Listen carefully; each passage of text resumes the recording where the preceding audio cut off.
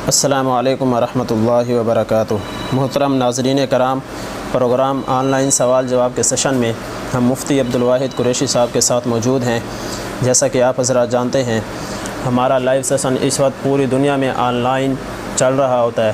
آپ بھی اپنے روزمرہ کے مسائل اس میں پوچھ سکتے ہیں۔ سوالات پوچھنے کا طریقہ یہ ہے کہ آپ کمنٹس باکس میں اپنے سوال لکھیں اور پھر اپنے جواب کا انتظار کریں۔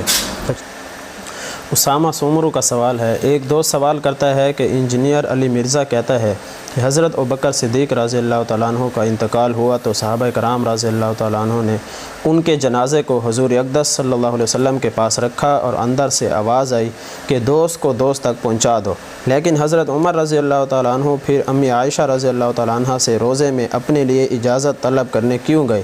وہ بھی کہتے نا کہ جب میرا انتقال ہو جائے تو میری میت کو روزے پر لے جانا اور اجازت مانگنا۔ اس پر تفصیل سے رہنمائی فرما دیں۔ بھائی اسامہ، انجینئر بیچارے کو دین کا کوئی علم بھی نہیں ہے۔ وہ انجینئر بنا ہے کالج پڑھ کے اور مولوی بنا ہے گھر بیٹھ کے مطالعہ کر کے۔ آپ خود اندازہ لگا لیں کہ اس کا علم کتنا ہے۔ جو انجینئرنگ کے لیے کالج جائے، یونیورسٹی جائے، انسٹیٹیوٹ جوائن کرے، ٹیوشن سینٹر جوائن کرے، پروفیسروں کے پاس بیٹھے اور پھر سارے معاملات کرے، پھر جا کر انجینئر کہلائے، پتہ نہیں کیا ہے یا نہیں کیا، لیکن ہوتا عموماً ایسے۔ مولوی بننا اتنا علم دین لاوارث ہو چکا ہے، گھر بیٹھ کے 4 کتاب ہے، حاجی حاجی یہ علم دین ہوتا ہے، اس علم دین کہتے ہیں۔ تو اس بیچارے نے اوٹ پٹانگ مارنے ہیں، اسی لیے مارنے ہیں کہ بیچارے کا حال یہی ہے۔ جب ہم نے ان کو چیلنج کیا کہ ہمارے ساتھ بیٹھے، جی سستی شہرت حاصل کرنے کے لیے بات کر رہے ہیں، یہ سستی شہرت ہے، دنیا میری گفتگو کو دیکھ رہی ہے۔ انجینئر کا کلپ دیکھیں اور یوٹیوب پہ ہمارے کلپ دیکھیں، انجینئر کے ویڈیوز فیس بک پہ دیکھیں اور ہماری دیکھیں۔ سوشل میڈیا ہمیں کب سے جانتے ہیں، اسے کب سے جانتا ہے سوشل میڈیا؟ اللہ کے بندے، میں نے تو انجینئر کو جو جواب دیا، مجھے بڑے بڑے حضرات نے کہا کہ اس جیسے بندے کو آپ منہ لگاتے ہیں جس کو دنیا نہیں پوچھتی، آگ لگاؤ کھڈے لینے پاؤ حضرت کی گالے مٹی پاؤ انہوں، یہ کہتے ہیں مشہور ہونے کے لیے۔ میں بعض اوقات حیران ہو جاتا ہوں کہ بیچاروں کا علم کیا ہے۔ یہ جو اوٹ پٹانگ مار رہے ہیں نا کہ حضرت ابوبکر نے حضور سے اجازت مانگی، حضرت عمر نے حضرت عائشہ سے کیوں مانگی، بے وقوف کو کوئی بات سمجھ آتی نا تو مسئلہ بن جاتا۔ روضہ اقدس جس میں رسول اللہ صلی اللہ علیہ وآلہ وسلم کی قبر مبارک موجود ہے، اس قبر مبارک کے مالک، اس روضہ کے مالک رسول اقدس صلی اللہ علیہ وآلہ وسلم تھے، جو انہوں نے حضرت عائشہ کو دے دیا تھا۔ حضرت ابوبکر صدیق کا تعلق حضرت رسول اللہ صلی اللہ علیہ وسلم سے پیار کا اتنا زیادہ ہے جتنا حضرت عمر رضی اللہ تعالیٰ عنہ کا نہیں ہے۔ ہر بندہ اپنے تعلق، اپنے معاملے کو دیکھ کر بات کرتا ہے۔ حضرت ابوبکر صدیق کی وفات ہوئی ہے تو قرآن کریم کی تفسیر ہے۔ حضرت ابوبکر صدیق نے وصیت فرمائی ہے، سورۃ کہف آیت نمبر 11، فضربنا علی آذانہم فی الکہف سنین عددا۔ امام رازی تفسیر کبیر میں لکھتے ہیں ابوبکر صدیق نے وصیت فرمائی کہ جب میں فوت ہو جاؤں میرا جنازہ رسول اللہ قبر پہ رکھنا، دعا یعنی کہ رسول اللہ پر صلاۃ السلام پڑھنا، پھر پوچھنا کہ ہذا ابو بکر بالباب، اجازت ہے ابو بکر کو، اجازت ملے دفن کر دینا۔ صحابہ لے گئے، انہوں نے سلام پڑھا، ادخل الحبیب الی الحبیب کا آواز آئی، دوست کو دوست تک پہنچا دو، ابو بکر قبر وہاں بن گئی۔ تو یہ ابو بکر صدیق نے اپنے تعلق کا اظہار کیا ہے۔ ایک تعلق کی حج ہوتی ہے، ایک تعلق کا پیار کا انداز ہوتا ہے جو ابو بکر صدیق کا رسول اللہ صلی اللہ علیہ وسلم کے ساتھ ہے۔ حضرت ابو بکر اگر اماں عائشہ سے پوچھتے تو اماں عائشہ تو ان کی بیٹی ہے، انہوں نے تو لامحالہ اجازت دینی تھی۔ انہوں نے اماں عائشہ سے کیا پوچھا؟ لوگ کہتے ہیں اپنی بیٹی سے پوچھ کے قبر بنوا لیا ابو بکر نے، یہ تو گھر کی بات ہے۔ تو صدیق اکبر رضی اللہ تعالیٰ نے اپنے سر یہ الزام نہیں لینا چاہتے تھے، تو حضرت ابو بکر صدیق نے وہ کام کیا جو دنیا میں کوئی نہ کر سکا۔ صدیق اکبر نے ایسی وصیت کر دیا جو عام بندے کی وہاں پہنچ بھی نہیں ہے۔ وہاں پہنچ کیسے سکتی ہے؟ اس کی پہنچ وہاں سوچ بھی نہیں جا سکتی، اور اس سوچ کو اللہ نے 100% ابو بکر کی پورا فرمایا۔ صحابہ کرام لے کر گئے۔ یہ نصیحت غلط ہوتی تو جنازہ اٹھانے والے حضرت علی ہیں، جنازہ اٹھانے والے حضرت عمر ہیں، جنازہ اٹھانے والے حضرت عثمان ہیں، جنازہ اٹھانے والے صحابہ ہیں، عشرہ مبشرہ ہیں۔ یہ ابو بکر صدیق کی وصیت غلط ہوتی ہے، عمل نہ کرتے تو یہ لے گئے۔ اب حضرت عمر کی وفات کا وقت آیا، شہادت کا وقت آیا، تو حضرت عمر نے اپنے بیٹے کو حضرت عائشہ کے پاس بھیجا کہ ان سے جا کر اجازت لیں۔ ابو بکر صدیق رضی اللہ تعالیٰ عنہ کا زیادہ تعلق رسول اللہ سے تھا، وہاں سے مانگا، اور حضرت عمر نے دستور کے مطابق فیصلہ کیا۔ دستور اور اصول اور قانون یہ ہے کہ جو بندہ وہاں کا مالک بیٹھا ہوا ہے اس سے بات کر لی جائے۔ تو حضرت اماں عائشہ سے پوچھ لیا، حضرت اماں عائشہ نے اجازت دے دی۔ تو حضرت عمر فاروق کی بیٹی تو نہیں تھی حضرت عائشہ جو ان سے نہ پوچھتی حضرت عمر، یا ان کے اوپر کوئی شبہ آتا یا ان پر کوئی الزام آتا کہ اپنی بیٹی سے پوچھا ہے۔ حضرت عمر فاروق کی کوئی بیٹی تو نہیں ہے اس سلسلے میں، ڈائریکٹ کوئی بیٹی کا رشتہ تو ام عائشہ سے نہیں ہے، آپ کیسی بات کر رہے ہیں؟ بطور ماں انہیں کہا ہے کہ ام المؤمنین ہے۔ حضرت عمر فاروق رضی اللہ عنہ کو تقویٰ دیکھیں، جب زخم لگا، زخمی ہوئے، فرمایا جا کر پوچھاؤ، کا اجازت مل گئی۔ پھر کہا بیٹا جب میری روح قبض ہو جائے، میں فوت ہو جاؤں، ایک بار پھر جانا، ہو سکتا ہے میری حکمرانی کی وجہ سے، ہو سکتا ہے میرے حیا کی وجہ سے، ہو سکتا ہے میری زندگی میں میرے سامنے میرے احسان کے معاملات اس طرح کے دیکھ کر ام عائشہ نے اجازت دی ہو، جب میں فوت ہو جاؤں، میری دنیاوی زندگی ختم ہو جائے، ایک بار پھر جانا ویریفائی کرانے کے لیے، اماں سے پوچھنا اجازت ہے؟ اگر اس وقت بھی اماں جان اپنے فیصلے پر برقرار رہیں اور قائم رہیں تو میری قبر وہاں بنا دینا، ورنہ نہ بنانا۔ اللہ اکبر، قربان جائے عمر فاروق کے تقویٰ اور طہارت پہ۔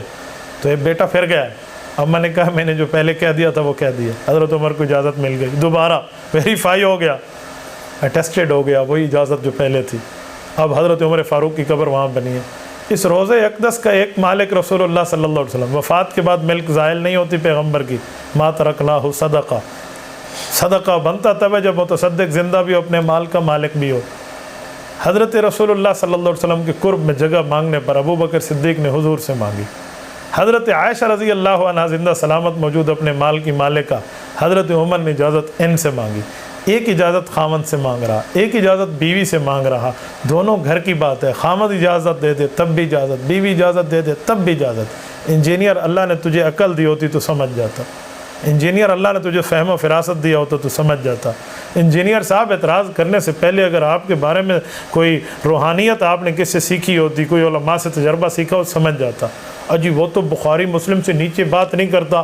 اب میں نے کہا بخاری مسلم تو بعد میں ہے، یہ تو قرآن کریم کی تفسیر ہے جسے مرزا جھٹلا رہا ہے۔ اصل مسئلہ یہ ہے کہ عقیدہ حیات النبی مرزا انجینئر علی کو نصیب نہیں ہے۔ حیات النبی کا انکاری مرزا قادیانی کا بھی انکار موجود ہے۔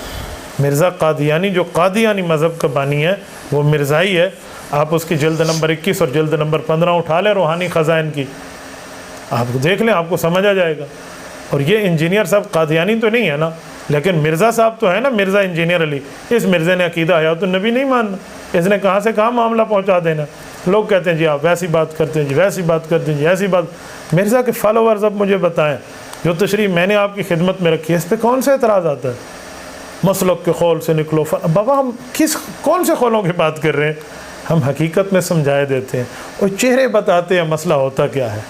یقین مانے نسب دانی اپنی جگہ، ہاتھ کی لکیروں کا معاملہ اپنی جگہ، کردار بتاتا ہے یہ نسب کہاں سے مل رہا ہے۔ تو اسامہ آپ بے فکر رہیں، انجینئر کا کام نہیں ہے اس طرح بات کرنا۔ باقی ایک بات کھلی کھلی ہے، جب سے انجینئر صاحب نے چیلنجز شروع کیے تھے اور ہم نے جواب شروع کیے ہیں، اب جواب کے بعد انجینئر کبھی ہمارا نام لے کر چیلنج کا جواب نہیں دے گا، کبھی قبول نہیں کرے گا، کبھی ہمارے ساتھ نہیں بیٹھے گا۔ میں نے تو کھلی آفر کیا کہ انجینئر صاحب صرف قرآن پہ بات کرنی ہے تو ہم قرآن کی عربی متن پہ بات کریں گے ترجمے کے ساتھ، تفسیر پہ نہیں جائیں گے۔ آپ کہتے ہیں نہیں تفسیریں بھی مانیں گے تو میں بھی تفسیر پیش کروں گا۔ آپ کہتے ہیں نہیں صرف حدیث ماننی ہے، ہم بھی حدیث پہ آتے ہیں۔ آپ کہتے ہیں نہیں حدیث کی تشریح پہ آنا ہے، ہم بھی تشریح پہ آتے ہیں۔ آپ کہتے ہیں نہیں اجماع صحابہ پہ آنا ہے، ہم اجماع صحابہ پہ آتے ہیں۔ آپ کہتے ہیں نہیں لغت عرب پہ آنا ہے، ہم لغت عرب پہ آتے ہیں۔ آپ کہتے ہیں نہیں فقہ پہ آنا ہے، ہم فقہ پہ آتے ہیں۔ آپ کہتے ہیں نہیں باقی سب چھوڑو صرف عقلیات پہ آ کر بات کرتے ہیں، میں اس پہ بھی تیار ہوں۔ آپ بیٹھے تو صحیح، تھوڑا فیس ٹو فیس بیٹھ کے معاملہ طے تو ہونے دیں نا، ذرا نظر سے نظر، آنکھیں چار ہونے دیں، بات فائنل ہو جائے گی۔ یہ کیا آپ گھر میں بیٹھ کے یوں ہو گیا جی، یوں ہو گیا، یوں ہو گیا جی، یوں ہو گیا۔ مرزا صاحب ہمیں سمجھائیں، ذرا مجھے سمجھ آئے، آپ سمجھائیں، آپ بتائیں، آن ایئر چلائیں، ہاتھ ملائیں گے السلام علیکم کر کے، وآخر دعوانا تک آن ایئر چلائیں، ان کے بندے اپنی پوری ٹیم چلائیں اور ہمارے بندے بھی آن ایئر چلائیں، ایک سیکنڈ کے لیے ویڈیو ڈسکنیکٹ نہ ہو۔ دنیا فیصلہ کر کے رکھ دے گی کہ بات اصل ہے کیا، دودھ کسے کہتے ہیں، پانی کسے کہتے ہیں، یہ فائنل ہو کر آ جائے گا کہ جو ہے نا کیا کہتے ہیں وہ کاغذ کے پھولوں سے کبھی خوشبوئیں نہیں آیا کرتی۔ تو حضرت ابو بکر صدیق کی بات کو لے کر حضرت عمر کو غلط ثابت کرنا اور حضرت عمر کی بات کو لے کر ابو بکر کو غلط ثابت کرنا، اصل میں دراصل کچھ اور نظریہ کار فرما ہے۔ وہ کیا ہے؟ رسول اللہ صلی اللہ علیہ وسلم ارشاد فرماتے ہیں، اللہ کے رسول نے فرمایا کہ اللہ نے مجھے 2 وزیر دیے ہیں، آسمانوں پہ 2 وزیر دیے ہیں، زمینوں پہ۔ آسمانوں والے وزیر جبرائیل و میکائیل ہیں اور زمین والے وزیر ابو بکر و عمر ہیں۔ جبرائیل اور میکائیل کے دشمن کون تھے جو ان کو آپس میں غلط کہہ کر لڑاتے تھے؟ کل من کان عدوا لجبریل فإنہ نزلہ پڑھ لیں، جبریل و میکائیل فإن اللہ عدو للکافرین پڑھ لیں۔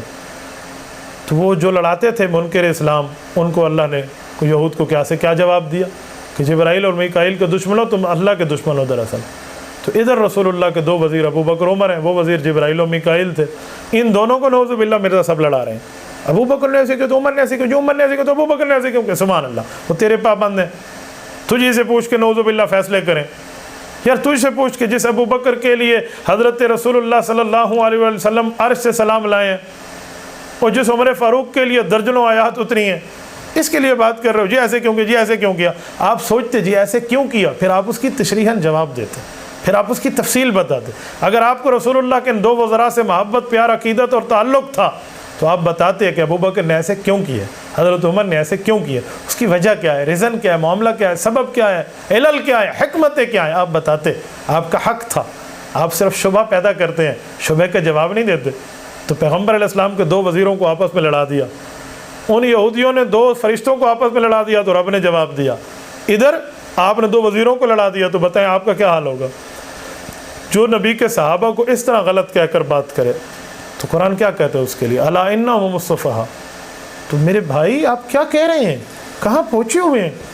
شبہ پیدا کرنا دیندار کا کام نہیں ہے، شبہ کا جواب دینا دیندار کا کام ہے۔ شبہ پیدا شیطان کرتا ہے، شبہات کے جواب اللہ والے دیتے ہیں۔ وتواصوا بالحق وتواصوا بالصبر۔ ذرا کبھی تشریح تو دیکھ لیں، آپ نے تشریحیں تو پڑھی نہیں، آپ نے تو لفظوں کے چکر میں پڑھنا ہے، اور وہ بھی 2 4 5 چیزیں پڑھ کے جی ایسے ہو گئے، جی نانا نانا نانا، یہ باتیں ہوتی ہیں، یہ اہل علم کے پوائنٹ ہیں۔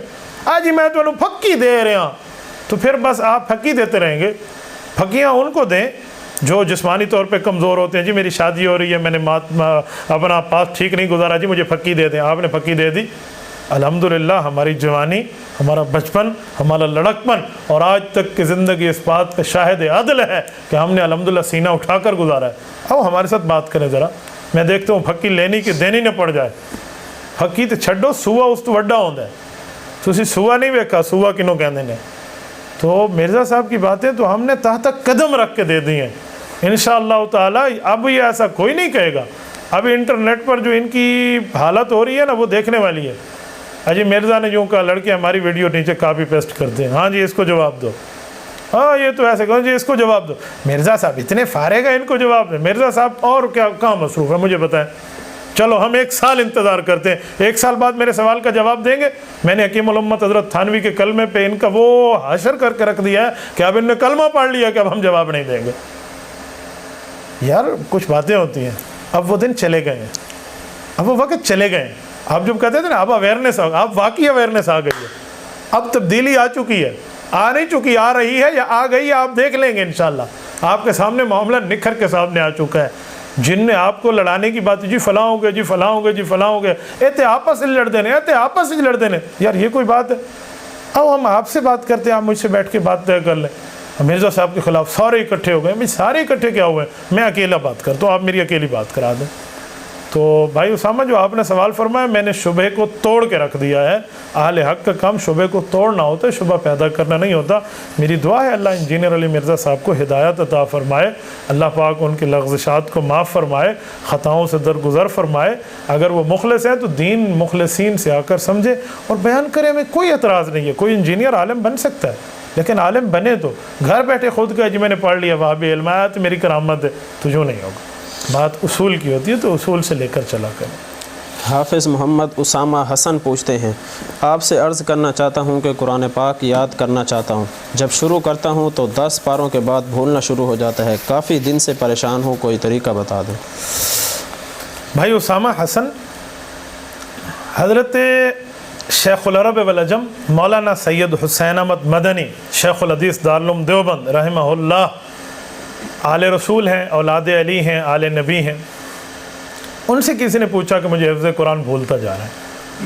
انہوں نے پھر ایک مجرب وظیفہ اپنے تجربے کے طور پہ بتایا، وہ وظیفہ میں آپ کی خدمت میں رکھ دیتا ہوں۔ وہ فرماتے ہیں کہ سبح اسم ربک الاعلی، جو صورت اعلیٰ ہے قرآن کریم میں، اس کو بعد نماز فجر اور بعد نماز عصر آپ پڑھیں۔ جب آپ پڑھیں گے، اس میں ایک آیت ہے سنقرئک فلا تنسیٰ، جب آپ اس پہ پہنچیں گے تو اس لفظ کو 7 مرتبہ پڑھیں، پھر اس کے بعد سورت کو مکمل کریں۔ سورت 1 مرتبہ ہے، یہ لفظ 7 مرتبہ ہے۔ فرمایا یوں پڑھنا شروع کر دیں، اس کی برکت سے اللہ رب العزت انشاءاللہ آپ کو ذہانت دے گا، آپ قرآن کریم کو بھول نہیں پائیں گے۔ تو یہ بہت مجرب وظیفہ ہے. آپ حفظ قرآن کر رہے ہیں تو بہت بڑی دولت ہے, آپ خود کریں, انشاءاللہ اللہ آپ کو توفیق عطا فرمائے گا.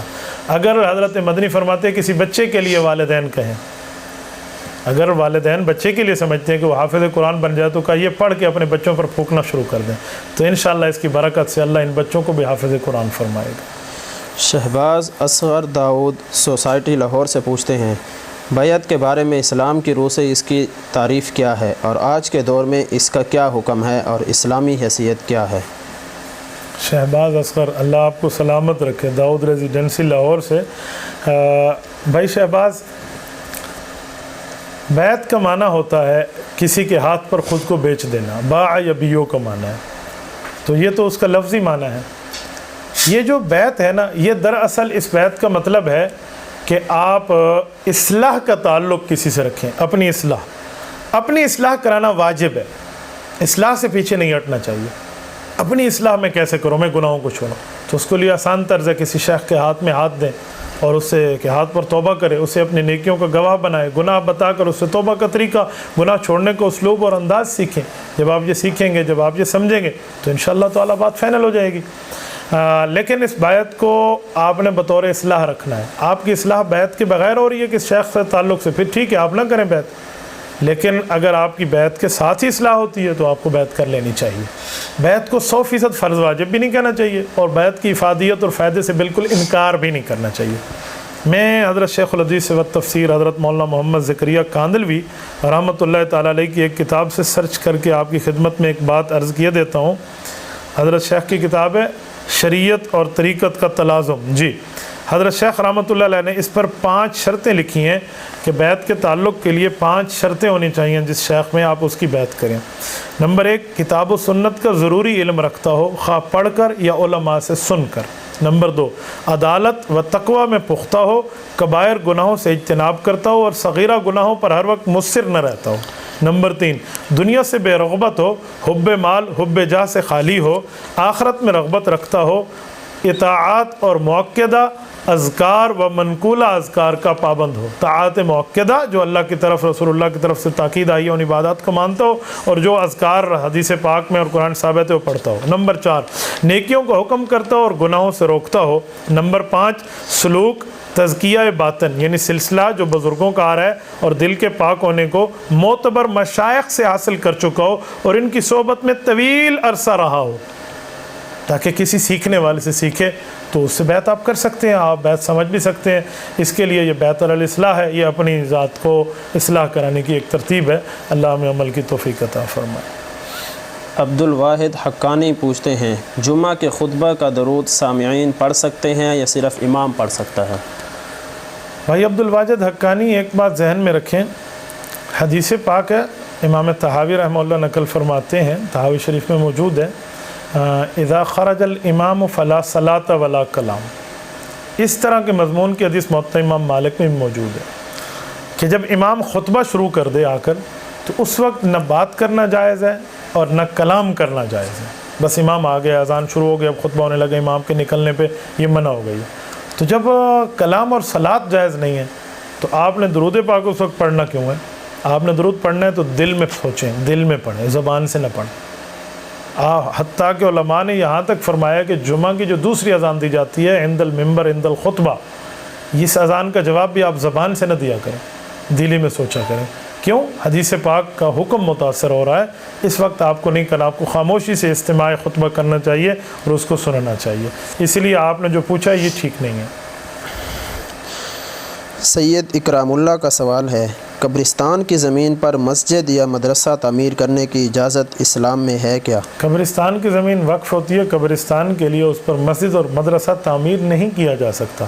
کہیں آپ یہ نہ کہ ہم نے بابا مسجد اور مدرسہ جو ہے نا یہاں پر بنانا ہے, واقف زمین پہ قبضہ کر کے بنا لیں, یہ بہت بری بات ہے, اس سے بچنا چاہیے. عبدالحق قریشی پوچھتے ہیں, امام اعظم ابو حنیفہ کا نام مسجد نبوی میں کہاں لکھا ہوا ہے؟ میرے بھائی عبدالحق حضرت امام اعظم ابو حنیفہ سید الفقہاء والمحدثین صحابہ کرام کے شاگرد ہیں. ان کا نام مسجد نبوی میں لکھا ہوا موجود ہے. اللہ تعالیٰ آپ کو لے جائے رسول اقدس صلی اللہ علیہ وسلم کے روضے پہ. آپ حضور پاک صلی اللہ علیہ وسلم کے روضے کی اس جگہ ٹھہریں جہاں رسول اللہ کی کمر مبارک کی طرف ہے. کمر مبارک کی طرف یہ محراب موجود ہے جسے کہتے ہیں محراب تہجد.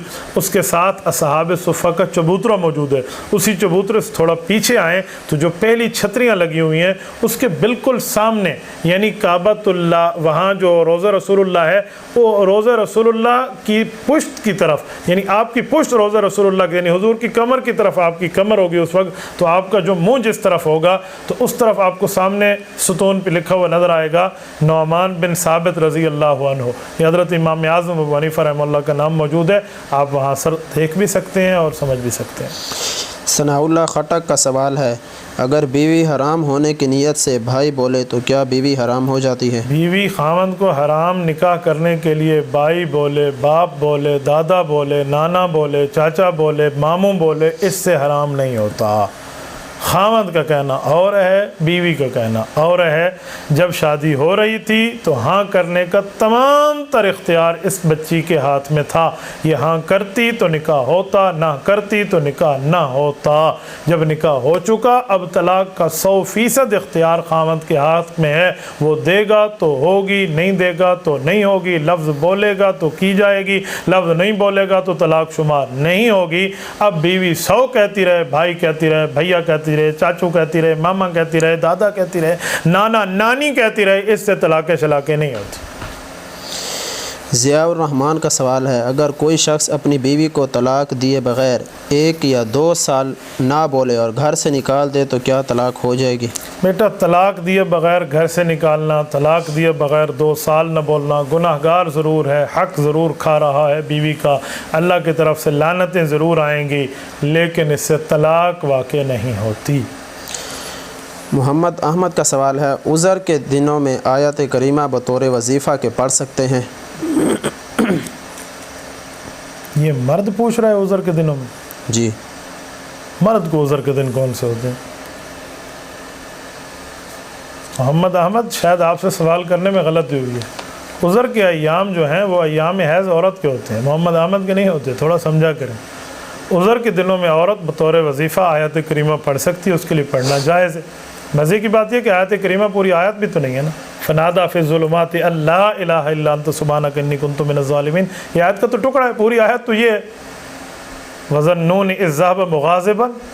پڑھیے آیت وَظَنَّ أَن لَّن نَّقْدِرَ وَظَنَّ أَن لَّن نَّقْدِرَ عَلَيْهِ فَنَادَىٰ فِي الظُّلُمَاتِ أَن لَّا إِلَٰهَ إِلَّا أَنتَ سُبْحَانَكَ إِنِّي كُنتُ مِنَ الظَّالِمِينَ. یہ مکمل آیت ہے. تو یہ آیت کا ٹکڑا ہے. یہ وظیفے کے طور پہ ایام مخصوصہ میں خاتون پڑھ سکتی ہے، اور مرد بھی وقت مخصوص اس کو ہو سکتا ہے کہ اس ٹائم میں اس کو نماز نہیں پڑھنی. ایام نہیں ہوتے مرد پہ، وہ بھی پڑھنا چاہے تو بطور وظیفہ پڑھنے کی اجازت ہے. محمد عمران سعودیہ سے پوچھتے ہیں، میرا ایک پلاٹ ہے جس کی قیمت 55 لاکھ ہے، میرے بچے کرائے پر رہتے ہیں، گھر بنانے کے لیے پیسے نہیں ہیں، کیا اس پلاٹ پر زکوٰۃ ہے؟ محمد عامر، آپ نے پلاٹ خریدنے اور بیچنے کی نیت سے لیا ہے بطور کاروبار تو اس پر زکوٰۃ آئے گی، اس کی پوری قیمت پر. ہر لاکھ پر 2500 آپ کو دینا پڑے گا. اور اگر آپ نے پلاٹ لیا ہے کہ میں اس پر گھر بناؤں گا، وہ آج بناؤں گا یا 10 سال بعد بناؤں گا، وہ 55 لاکھ نہیں 55 کروڑ کا کیوں نہ ہو، اس پر 1 روپیہ بھی زکوٰۃ نہیں ہے. اب آپ نے پلاٹ کس نیت سے لیا ہوا ہے وہ اب آپ خود ہی فیصلہ فرما لیں. عامر سہیل پوچھتے ہیں، محراب میں نماز پڑھنا جائز ہے یا ناجائز؟ بیٹا محراب خارج مسجد ہوگی تو آپ خارج مسجد والی جگہ پہ نماز پڑھ رہے ہیں، پھر وہ مسجد کا ثواب نہیں ہے. اگر داخل مسجد ہے تو پھر آپ داخل مسجد میں نماز پڑھ رہے ہیں، پھر مسجد کا معاملہ ہے، پھر وہاں پر اعتکاف بھی نہیں ٹوٹے گا. اگر خارج مسجد ہے وہاں پہ اعتکاف بھی ٹوٹ جائے گا اور نماز بھی مسجد سے باہر شمار ہوگی. زیارت گل کا سوال ہے، یہ محراب کی کئی قسمیں ہوتی ہیں. اب آپ کا محراب کون سی قسم کا ہے وہ آپ ہی کو پتہ ہے. آپ پوری بات فرماتے تو میں پورا جواب دے دیتا. آدھے سوال کا تو اتنا ہی جواب بنتا ہے جو میں نے دیا ہے. ان نے پہلے سے اتنی گلی ہو سکتی ہے نا. زیارت گل کا سوال ہے، فرض نماز کے بعد چھوٹی دعا اللہم انت السلام امام کے لیے اونچی آواز میں پڑھنا سنت ہے یا بدعت؟ حضور پاک علیہ الصلوۃ والسلام کے صحابہ فرماتے ہیں کہ رسول اللہ صلی اللہ علیہ وآلہ وسلم نے یہ نماز کے بعد پڑھا ہے. تو نماز کے بعد اونچا پڑھا ہے تو صحابہ نے سنا ہے. تو اس لیے اگر امام چاہے تو تھوڑی قدریں اونچی آواز سے پڑھ سکتا ہے. جزاکم اللہ. اللہ تعالیٰ آپ کو خوش و خرم رکھے. اقول قولی ھذا واستغفر اللہ وآخر دعوانا ان الحمد للہ رب العالمین.